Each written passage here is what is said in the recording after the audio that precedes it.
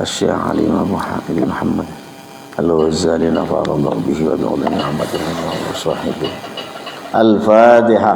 أعوذ بالله من الشيطان الرجيم. بسم الله الرحمن الرحيم. الحمد لله رب العالمين الرحمن الرحيم مالك يوم الدين. إياك نعبد وإياك نستعين اهدنا الصراط المستقيم صراط الذين أنعمت عليهم غير المغضوب عليهم ولا الضالين.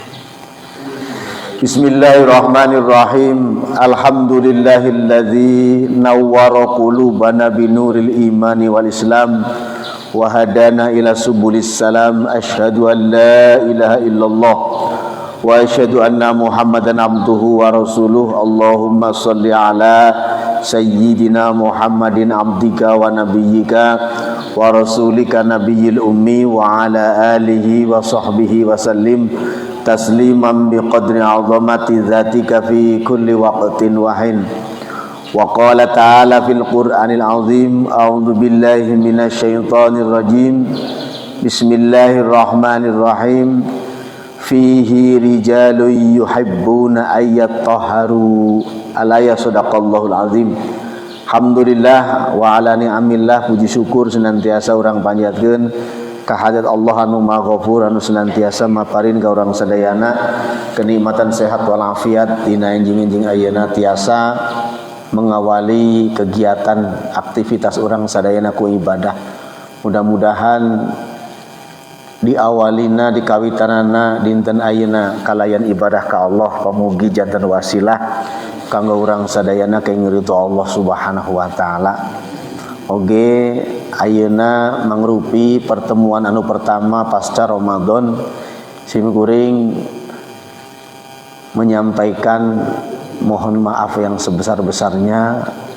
Ja'alanallahu wa iyyakum minal a'idin wal faizin. Kulla amin wa antum bi khair. Amin ya rabbal alamin. Oge, alhamdulillah. Pada kesempatan kali ini kita akan mengkaji masih dalam kitab Al-Imam Al-Ghazali dalam kitab akhlak ini. Mudah-mudahan tafa'ulan ngalap berkah ka anjeunna, mudah-mudahan leres-leres urang sadaya kalebet hamba Allah anu senantiasa mencari lillahnya Allah, senantiasa beramal karena Allah. Sebab kunci dina ibadah sadayana ku ayana amal nyaeta amal eta tergantung kana niat lillahi ta'ala. Bismillahirrahmanirrahim. Al-babus tsalitsu fi asrarit thaharah. Aya bab nerangkeun mang pirang-pirang rahasia sesuci atanapi thaharah. Wa qala Rasulullah sallallahu alaihi wasallam al-wudu'u syatrul iman. Ya. Kaleresan pas bab ayeuna ngebahas tentang toharoh. Toharoh itu artinya bersuci. Kalau bersuci itu berarti membersihkan min kulli qadharin, dari segala apa yang kotor. Al-wudu'u ari wudu eta syatrul imani sapalihna tina kaimanan. Wa qala alaihi salatu wassalam bunyad dinu 'alan nadhafah. Agama diwangun ku ayana sifat bersih. Faqala miftahus sholati at-tahuru. Kuncina salat saur Kanjeng Nabi at-tahuru nyaeta sifat bersih suci. Jadi lamun orang bertoharoh itu merupakan membuka kunci, ya. Lagi menggunakan kunci. Hartosna maksudna ieu mah. Maksudna kunci teh ngan saukur istilah berarti sate acan ibadah orang kedah toharoh, ya. Teu kenging lamun orang bade ibadah henteu ngalaksanakeun toharoh karena miftahut sholati at-tahuru.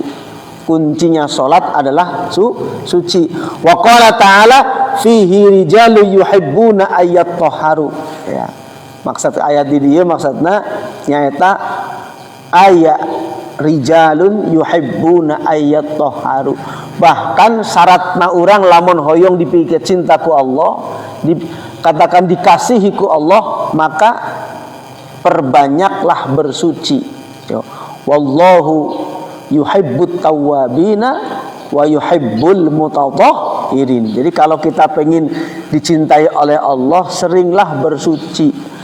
Wudu atau Nabi bersuci tidak hanya khusus untuk sholat, tapi dalam segala hal apapun kita dianjurkan berwudu sebenarnya. Maka ulama menganjurkan ada yang namanya daimul wudu.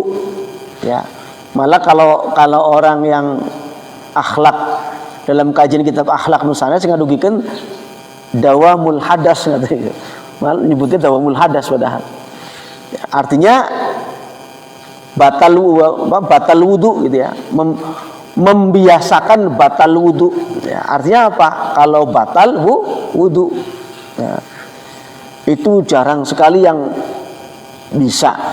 Ya, akan tetapi ciri-ciri orang yang dicintai oleh Allah yaitu orang yang selalu bersuci. Ya. Walit taharati arba'u maratib. Nah, taharah bersuci itu memiliki 4 tingkatan. Arba'u maratib. Al-ula tadhhirudz dzahil anil ahdath. Anu pertama nyaeta membersihkan dohir tina hadas. Ayeuna dibedakeun Pak. Bedanya hadas sareng najis naon Pak? Kan kita kan kalau wudu niatnya gimana? Nawaitul wudu'a li raf'il hadatsil asghar. Kenapa enggak menggunakan nawaitul wudu'a li raf'il najisil asghar? Nah, ini perlu kita bedakan sebab ada kalangan yang membahas lah kita lamun wudu, lamun sholat kudu make niat. Maksudnya kudu make niat naon? Kudu make diucapkeun segala. Ya. Lah kudu make usoli. Lah kudu make naon? Nawaitul wudu'a. Nah, ini yang kadang orang yang mengomong seperti itu terjebak pada makna apa?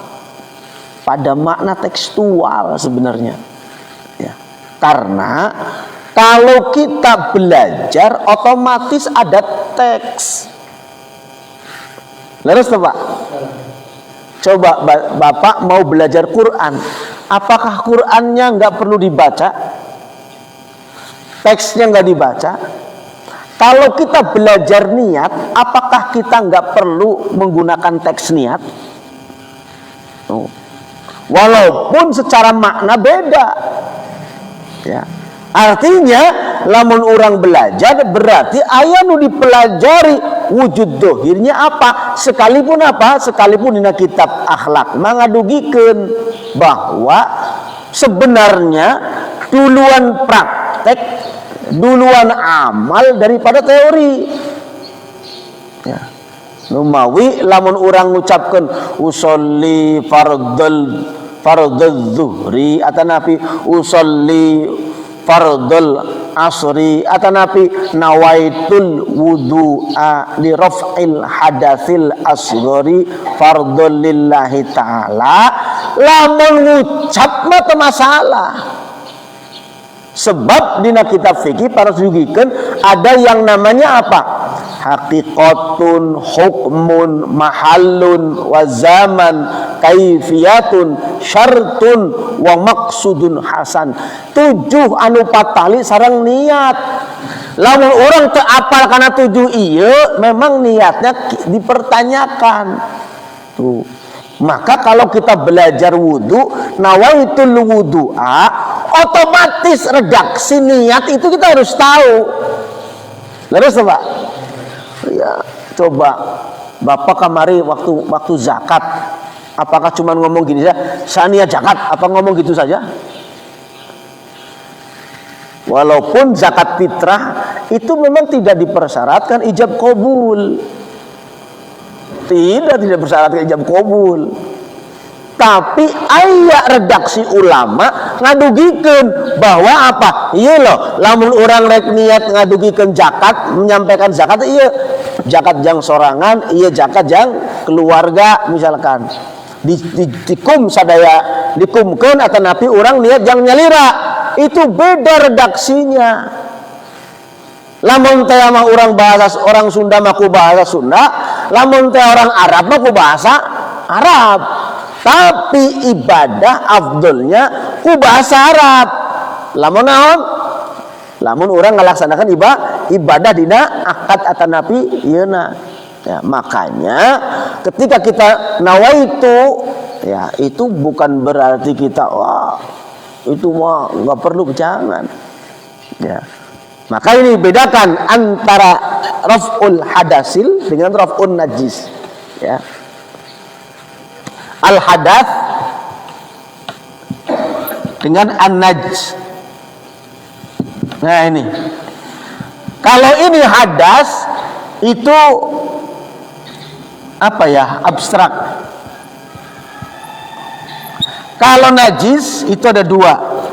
Ada aini, ada hukmi. Nah ini yang perlu kita pahami. Maka kalau hadas itu nggak kelihatan. Mohon maaf kalau bapak hitut, ya, ketika bapak keluar angin, mana bentuk hadasnya? Kan nggak kelihatan, ya, nggak kelihatan. Yang kedua, sakit itu disebut hadas besar, wajib mandi besar.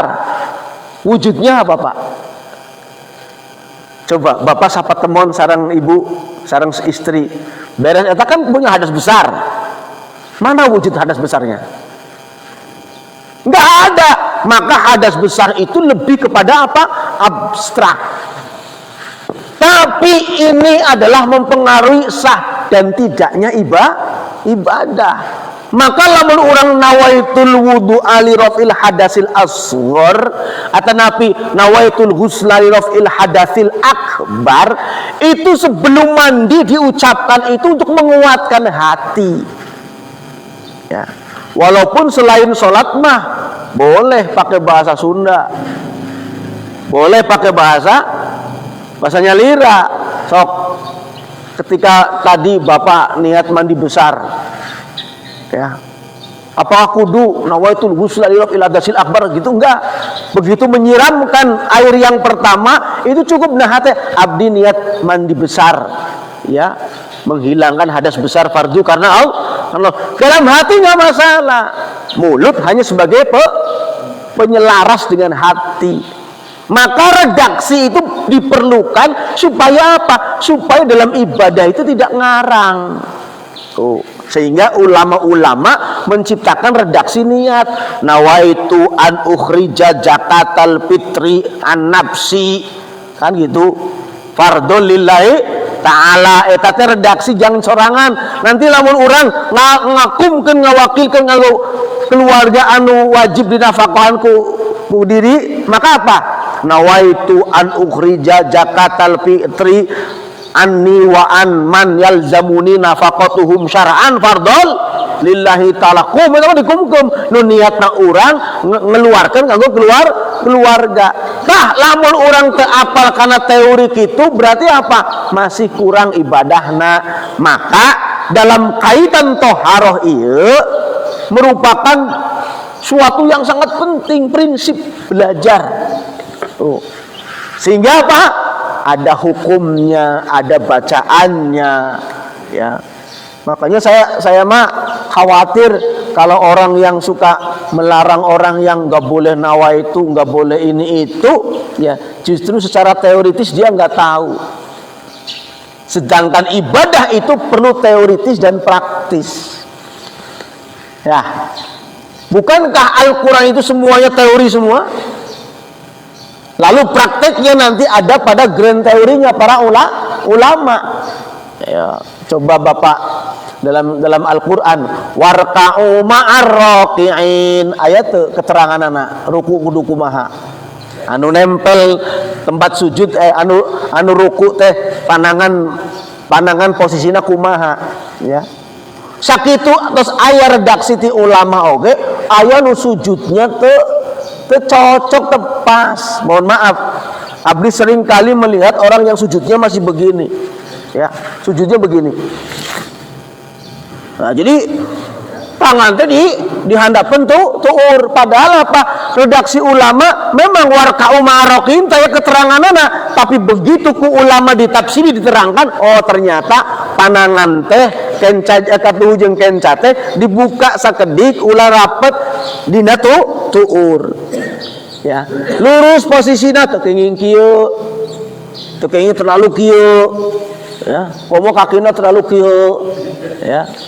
Nggak boleh dalam arti bukan haram, tapi secara teori memang diatur ku ulama. Tuh. Aya nu sujudnya mohon maaf, sujudnya kieu, padahal secara hukum fikih dalam fasjudu lillahi wa'budu, sujudlah engkau kepada Allah dan ibadahlah. Sujud keterangannya teu aya naon anu kudu diurang tempelkeun teh. Tapi ulama dina kitab Sapina aya, dina kitab naon teh? Ya. Yakut An-Nafis ayat di kitab Fathul Mu'in ayat, maka ada 7 perkara anu ketika sujud ku urang kena ditempelkeun. Hiji naon teh? Taar, nu kadua 2 panangan, ieu dampal panangan, katiluna 2 tuur, kaopatna nyaeta dalam ujung kaki. Tuh. Unsur eta keur nempel. Tiba-tiba aya nu ngedeprok siga ngedeprokna onta, kieu sujudna teh. Nah. Ieu nu maka teori sebab teu aya dina keterangan ulama sujudna kieu. Nah. Itu berarti secara teoritis kedah diatur. Maka toharoh kedah diatur, ulah sagawayah urang. Oh, urang mah pengenna kieu, henteu. Maka teori ada perlu untuk apa? Belajar. Berarti kalau orang, saya mah yakin kalau orang yang segala temenang, segala iyo aya dicontoh di zaman Kanjeng Nabi nang ngomong seperti itu, maka apa? Coba praktekkan di zaman Kanjeng Nabi kayak apa? Apakah cuma tekstual membaca buku saja? Maka khawatir ya Pak ya, khawatir karena apa? Justru anu deket jeung Kanjeng Nabi itu ulama-ulama yang ngajinya kepada para sahabat otomatis tarakti dengan Kanjeng Nabi. Teoritis praktisnya kita pelajari. Tuh. Maka marotibul ula tadhiru anil ahdas. Ahdas sudah tahu ya. Jadi hadas itu tidak kelihatan, tapi mewajibkan kita toharoh. Seperti tadi keluar angin nggak ada wujudnya, sugan bapak ningali tak angin warna koneng keluar, ente. Tapi wujudnya itu perasaan itu menjadikan kita itu wajib toharoh. Ya. Habis berhubungan suami istri atau inzal atau apalah itu ya bahasa kita, itu wajib mandi besar, tapi wujud hadasnya nggak kelihatan. Maka dalam kitab Mizanul Kubro itu, kenapa kita itu wajib mandi besar setelah bersetubuh atau bersama teman? Karena di situ banyak sekali unsur batiniah yang kita itu kadang lupa, menjadikan kita lupa. Maka yang paling bisa membersihkan dan menguatkan badan itu hanyalah air. Li'in'asil badan, itu bahasa dalam kitab Mizanul Kubro. Maka tidak boleh air diganti dengan apapun kecuali darurat. Darurat. Makanya sekarang lagi banyak air ya. Lagi banyak air. Kalau nggak banyak air gimana? Ya.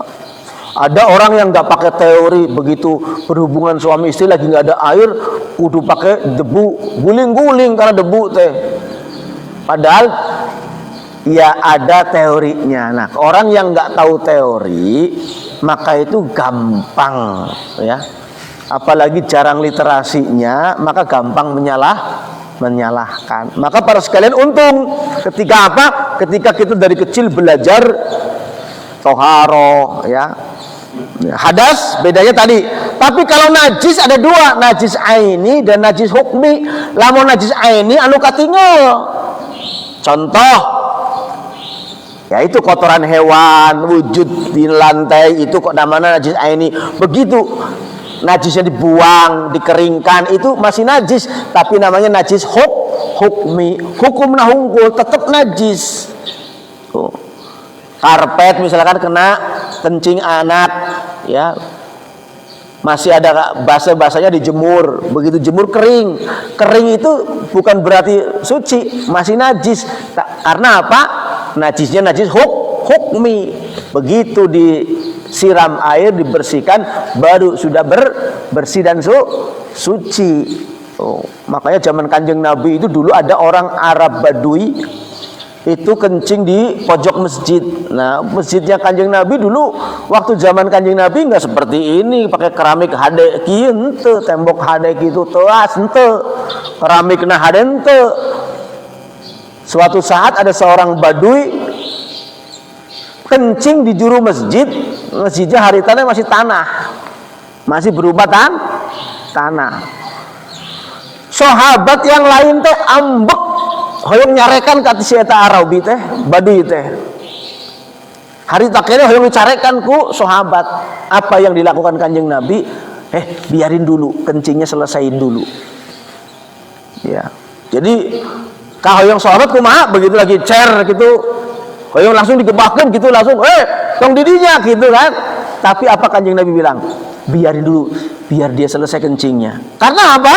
Kalau dia kencing di gebali langsung dilarang, dia pindah ngecet airnya itu kemana-mana. Tapi biar di satu titik saja di situ, ya, karena dulu sifat masjidnya itu pakai tanah, air kencingnya meresap. Tapi tidak dibiarkan meresap saja, sama sahabat disiram oleh air setelah meresap. Ya, kalau coba itu cara membersihkan zaman Kanjeng Nabi seperti itu. Coba kalau dipraktekkan di Al-Hikmah sini, ada anak kecil yang kencing di pojok sana, misalkan di keramik, apa langkah kita? Apakah langsung disiram pakai air? Beda lagi teorinya, karena apa? Entas telas airnya mah. Lalu begitu disiram ku saember kabeh najis malah. Tuh, al-hukmu yaduru ma'ilatihi hukman au adaman. Beda teknik. Tuh. Caranya bagaimana kalau sekarang ini ada anak kecil pipis di keramik masjid? Jangan nunggu kering. Lama nanti keburu diinjek-injek orang. Ya, pakainya apa? Pakainya kain yang kering, dilap. Jangan diratain, dilap dulu, dikeringkan dulu, ya. Baru setelah itu sudah kering, betul-betul kering, tidak ada apa kencing yang masih basah, baru ketika itu disiram pakai air, itu sudah dihukumi suci. Nah, itu beda cara membersihkannya, ya. Maka tadi orang yang tidak tahu teori ibadah itu bahkan lebih mengkhawatirkan ketika menyampaikan. Ya, yang tahu teori aja kadang suka keliru, apalagi yang tidak tahu teori. Coba mohon maaf ya, kalau yang baru pertama sholat di sini Jumat anu imaman pangersa, orang yang nggak tahu ilmu fikih, begitu diajak sujud tilawah tadi bingung. Nah, ikut ayat 4 subuh tilu rakaat nih nanti. Pasti gitu, karena apa? Nggak tahu, karena nggak tahu teori. Langsung praktek, dipraktekkan, ngiringan langsung. Nah, hanya Al-Hikmah teh hari sholat subuh tilu rakaat gini kan. Coba sujud langsung rukuan cenah. Karena nggak tahu teori, dan ini pernah terjadi. Orang yang nggak tahu ilmu fikih, nggak tahu teori, langsung praktek mengikuti seperti itu. Apa yang terjadi? Dia itu ngomong di luar. Nah, sholatnya gitunya, ya aliran naon cenah. Padahal tak apal manehanana tuh tak apal.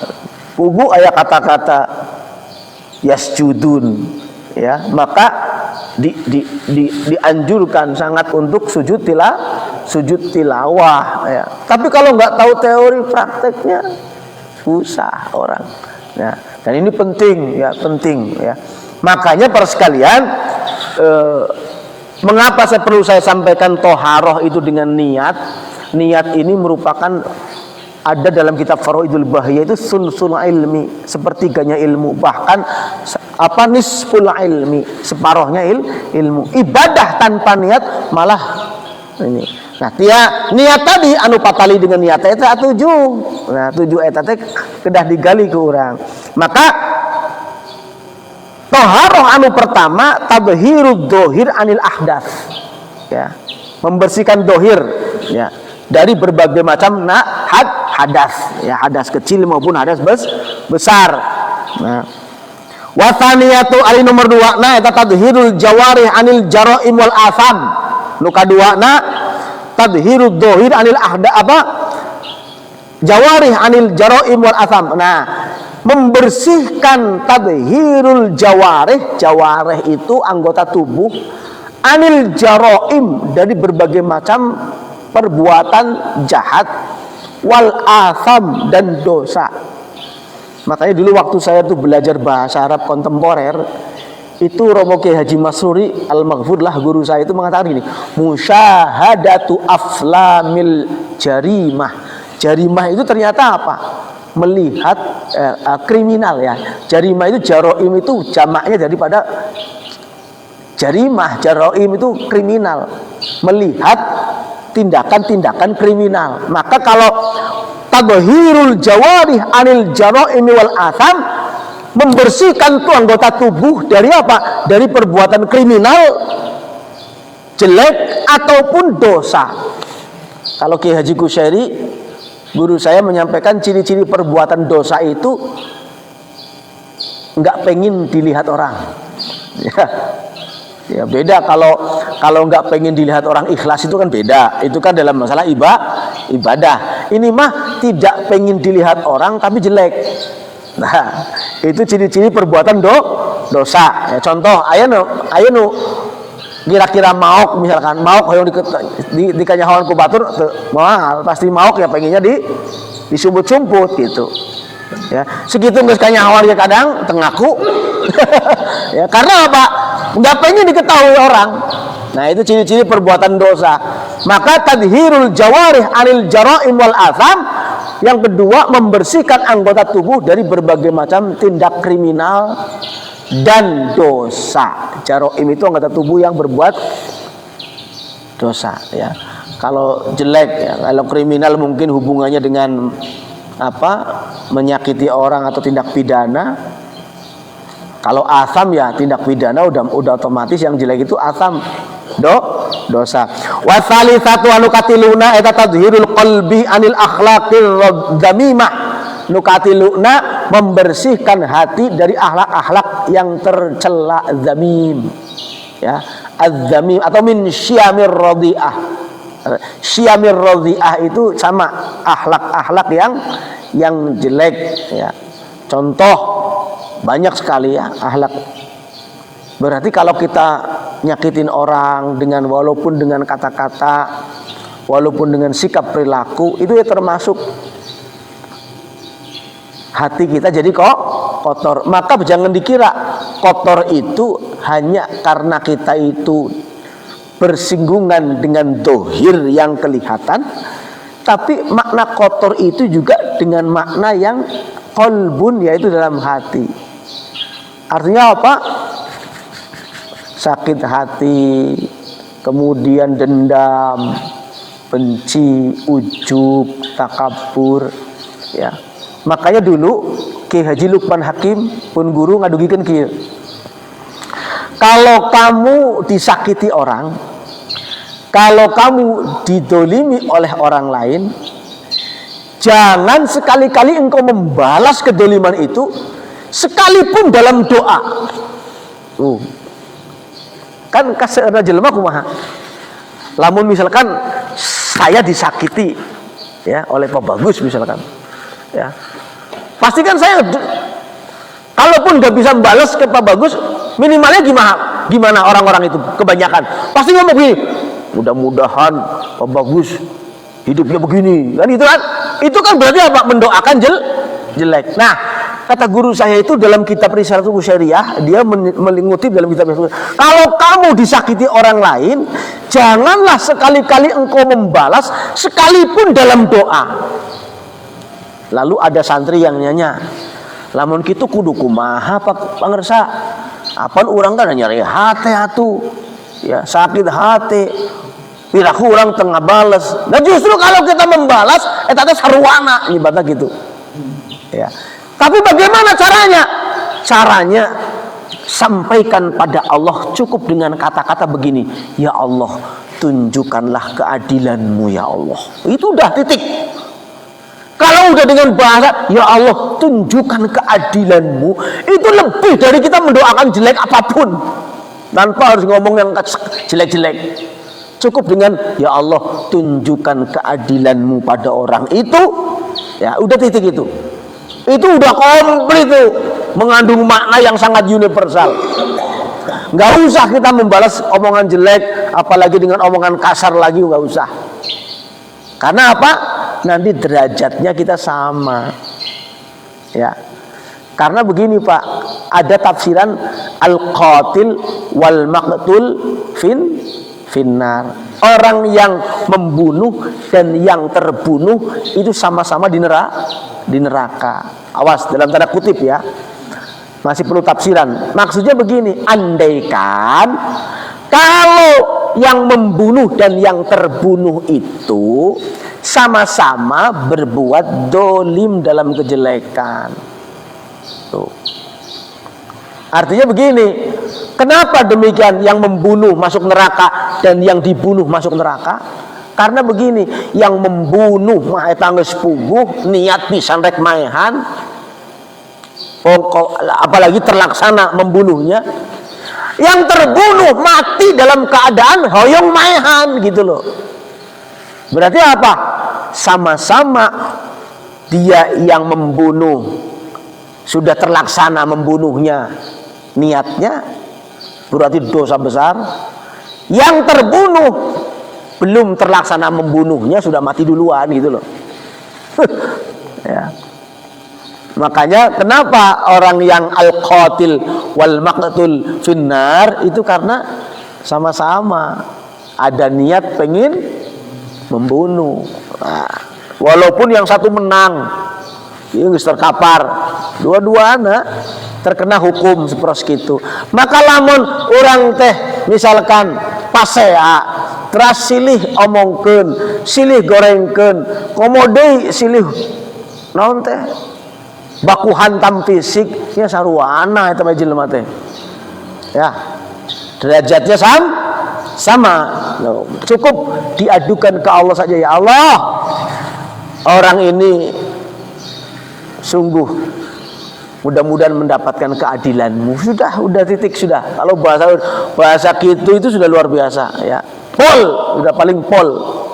Ya, nggak usah kita ngomong macam-macam. Maka tadhirul qalbi itu diantaranya seperti itu, ya. Anil akhlaqiz zamimah. Kan akhlak itu kan sifatun ghorizatun, ya. Kalau akhlak itu sifatun ghorizah, sifat yang tertancap. Jadi contoh, kalau bangun tidur kita langsung berdoa, bangun tidur dengan yang tidak berdoa, itu akhlak. Kan ada orang yang bangun tidur langsung apa? Gorejat, pamana gitu kan. Ada orang yang gorejat, alhamdulillah. Ayo gitu, minimalnya zikir. Ya, atau Nabi begitu ketemu makanan, disuguhin makanan, langsung makan. Itu akhlak. Ada yang suguhin makanan, hatur nuhun, alhamdulillah. Ayo gitu, itu akhlak. Karena akhlak itu apa? Sifatun ghorizah, sifat yang tertancap dalam hati dan tidak dipikirkan sebelumnya. So, makanya beda kalau tumbuh kembang dengan akhlak dengan tumbuh kembang tanpa akhlak. Ya kita latihan Pak ya, karena ini kan Ya, karena ngaji kitabnya Imam Ghazali ini kan niatnya kita bersama-sama membenahi diri kita masing-masing ya. Bukan berarti saya yang membaca, ya saya tugasnya bacain aja kok.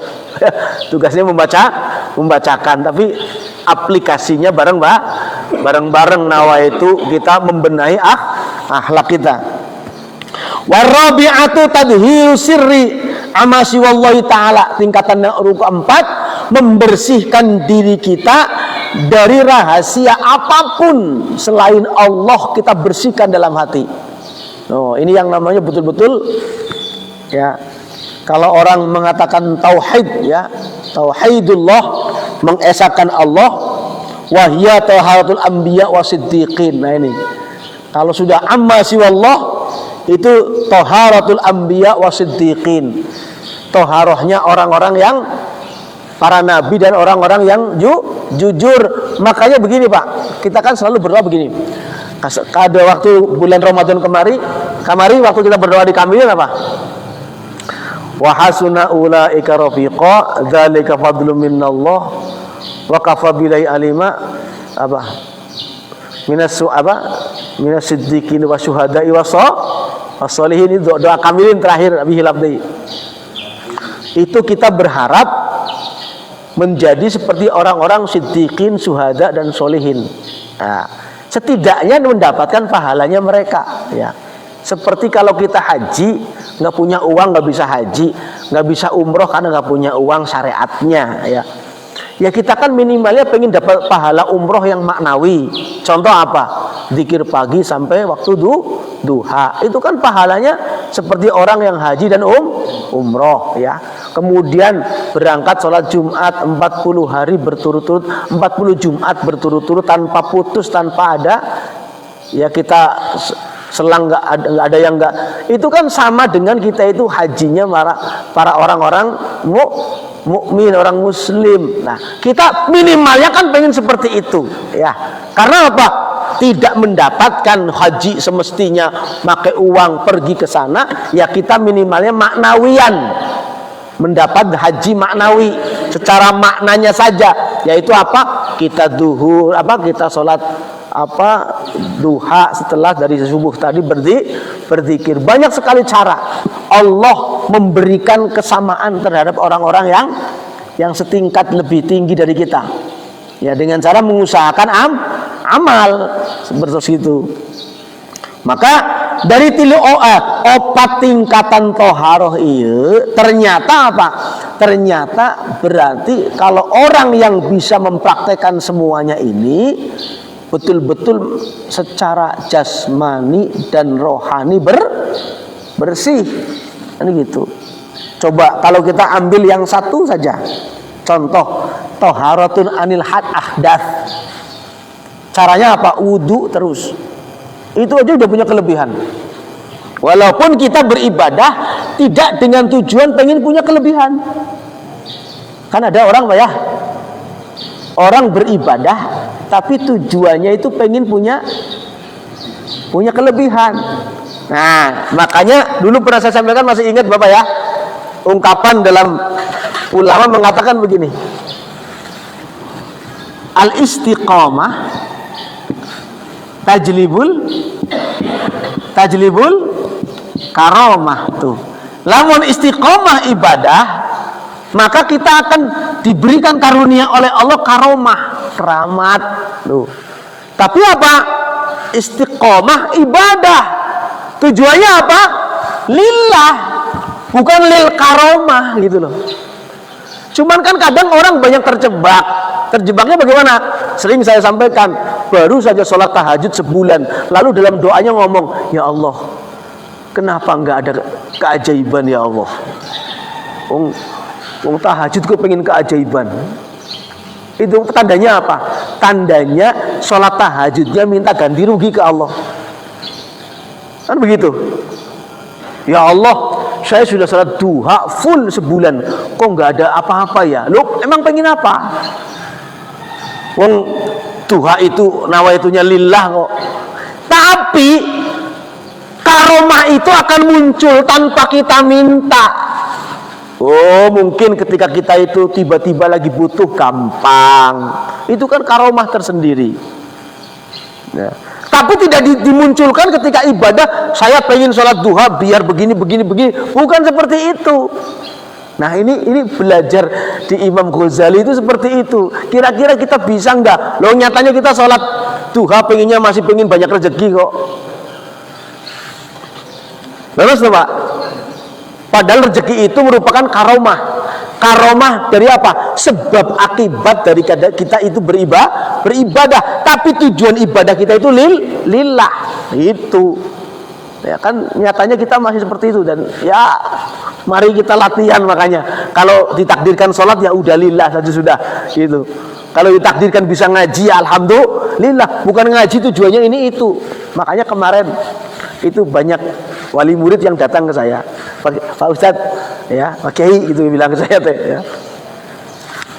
Saya anaknya pengen pesantren. Kira-kira pesantren di mana yang cocok Pak Kiai katanya ya. Saya tanya balik, ngetes ke orang tuanya. Terus pengen pesantren supaya apa? Saya bilang gitu ya. Oh supaya anak saya bisa gini, bisa gitu, begitu. Ya udah, niatnya ganti dulu. Saya bilang gitu. Niatnya ganti dulu. Ya. Kalau niat pesantren anak, ya supaya anak ngerti syariat untuk ibadah gitu saja. Ya. Jangan nanti anak saya supaya bisa ini hafal Quran nanti begini. Apalagi yang paling sekarang lagi tren pengen ngapalin Quran hanya karena pengen beasiswa, bayangkan. Loh ini banyak ini. Kenapa kamu ngapalin Quran? Sudah dapat berapa juz? Sudah dapat 5 juz. Tujuannya apa? Nanti daftar polisi ada gampang. Kok ngapal Quran lo pengennya daftar polisi gampang? Ada lagi, kenapa kamu ngapalin Quran? Nanti kalau hafal Quran masuk perguruan tinggi itu beasiswa. Lu ngapalin Quran kok pengennya masuk perguruan tinggi, pengen beasiswa. Ini gimana? Lah, ganti dulu mesantrenkan anak nawaitulillah supaya anak ngerti syariat. Perkara nanti mau jadi apa itu sudah ada dalam rencana saja, sudah tidak dalam niat. Tuh, beda. Makanya di sini saya sampaikan al-istiqomah tajlibul karomah. Di sini maksudnya supaya kita itu niatnya ibadahnya itu betul-betul lillah. Dengan cara apa? Tadhirul qalbi masiwallah. Itu kalau orang para nabi dan rasul. Ya, tapi kalau di sini minimalnya tadhirul ahdas kan itu. Ya, kalau ibadah yang benar, ibadah yang lurus, maka Allah memberikan kemudahan karomah, walaupun karomah itu nggak diminta. Contoh, mukjizat itu kan karomah, tapi tingkatan Nabi namanya mukjizat. Mukjizat itu mereka nggak boleh minta. Nabi dan Rasul nggak minta. Contoh, Nabi Musa ketika mengetokkan tongkatnya ke laut, itu beliau itu sendiri kaget. Begitu diketokkan tongkatnya ke laut, perintah Allah, laut itu terbelah. Nabi Musa itu kaget. Loh, kok begini? Akhirnya apa? Sudah Musa, jalan saja sudah kamu. Itu di belakang musuhmu sudah dekat. Jalan. Nabi Musa kaget ketika tongkatnya diketokkan, kok laut terbelah. Berarti apa? Bukan minta, tapi Allah memberi. Akibat apa? Kesolehan Nabi Musa. Ya kalau kita masih tingkatan syariat minta, tapi ya minta ya kita latihan, jangan seperti itu. Jangan terlalu. Makanya kalau orang yang doanya didahului oleh hajatnya, itu doanya bisa nangis, bisa. Contoh, orang yang berdoa menangis, itu ada dua Pak. Satu, doa karena doa nangis, ternyata apa? Hajatnya mendahului doanya, hajatnya mendahului Allah. Artinya apa? Lagi terlilit hutang, doa minta diberi rezeki, sampai nangis. Rezeki pengen diberi duit itu sampai nangis, bukan karena Allahnya. Loh itu kadang bahaya loh Pak. Makanya kata guru saya itu, orang doa nangis itu nanti dulu, belum tentu dia khusyuk banget. Belum tentu apakah dia didahului oleh hajatnya baru ingat Allah, atau ingat Allah dulu baru hajatnya, kan begitu. Ya, maka ada dua kalau orang yang Ada sholat lil hajat, ada sholat lillah. Walaupun secara syariat kalau kamu punya hajat, sholatlah sholat hajat. Tapi apa? Sholat itu bukan untuk lil hajat, tapi lillah. Semakin banyak ibadah semakin dimudahkan. Cuman ulama itu tetap menamainya, ya namanya sholat karena kita lagi minta ke Allah, ya ada sholat hajat, itu nama. Makanya ada orang yang jangan kita sholat terbawa kasan. Sholat terbawa kasan itu cuma istilah sholatnya, memang sholat mutlak. Oh, sholat mutlak. Karena apa? Ketika hari itu Allah menurunkan berbagai macam beribu-ribu penyakit dan cobaan. Kalau sudah dikasih tahu seperti itu, kita sholat dong, sholat taubat atau sholat mutlak, meminta ke Allah supaya dihindarkan dari penyakit dan cobaan. Ya, udah dikasih tahu mau hujan loh, kok nggak bawa payung? Ya salah siapa kalau kehujanan? Ya, sudah tahu Allah memberikan alamat. Nanti banyak sekali penyakit dan cobaan yang akan datang. Sudah tahu seperti itu, nggak berdoa. Ya jangan salahkan kalau Allah memberikan kamu cobaan. Kan seperti itu. Makanya kalau orang sholat rebo wekasan itu istilah karena dilaksanakan pas rebo terakhir bulan Sopar. Tapi sholat mutlak itu mah istilah orang menyampaikan. Ya, coba sholat duha. Kenapa disebut sholat duha? Karena dikerjakan di waktu duha. Kan seperti itu. Sholli sunnatad duha itu. Walaupun kalau misalkan kita makanya enggak bukan usolli sunnatan rebo wekasan, enggak. Niatnya pasti usolli sunnatan rakaatainnya atau usolli sunnatal. Bisa sholat hajat, bisa sholat taubat, silakan perbanyak sholat ketika hari itu. Ya anjurannya itu sholat, karena dianjurkan sholat banyak di situ, orang menyebutnya sholat rebo wekasan. Itu loh. Ya kalau yang nggak tahu yang nyebutkan bid'ah, dolalah, sesat kan gitu. Ya karena ini jarang referensinya, ya tidak secara praktisnya dikaji. Demikian para sekalian apa yang bisa sampaikan pada pagi hari ini. 3 tingkatan pembersihan, yaitu ada thaharatul ahdas, kemudian thaharatul jawari, kemudian thaharatul qalbi, dan thaharatul sirri masyiwallah. Insyaallah tingkatan 4 ini dikaji satu persatu pada pertemuan yang akan datang. Kurang lebihnya maaf. Wallahul muwafiq ila aqwamit thoriq. Wallahu minkum. Assalamualaikum warahmatullahi wabarakatuh.